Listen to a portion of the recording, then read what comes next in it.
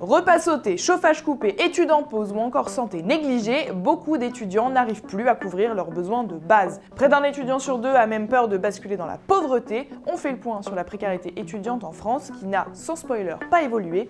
Dans Théma, ce qui se passe. Lundi 29 septembre, l'IFOP et l'association Copains Solidarité étudiante ont dévoilé leur baromètre annuel sur la situation des étudiants en France sur l'année 2025. Et les chiffres sont alarmants car la précarité s'installe et est même devenue malheureusement une norme. Même si l'inflation ralentit, les étudiants restent particulièrement touchés par cette situation car ils ont peu de marge de manœuvre en raison de leur budget très serré. 47% d'entre eux disent qu'ils ne finiront pas le mois par manque d'argent. Le problème, c'est que la précarité a des conséquences directes sur le quotidien de ces jeunes, que ce soit au niveau des études, de la santé ou encore de l'alimentation. Certains n'ont pas d'autre choix que de sauter des repas dans la journée, couper le chauffage en hiver ou encore renoncer à certaines écoles, voire même certains choix de carrière pour essayer de rester dans leur budget. Et évidemment, tout ça impacte la santé mentale des étudiants. Alors, on remarque quand même une petite évolution entre 2024 et 2025. En 2024, 41% des étudiants se sentaient seuls, contre 34% en 2025. Alors, c'est pas une baisse significative, mais ça peut s'expliquer notamment par les dispositifs psy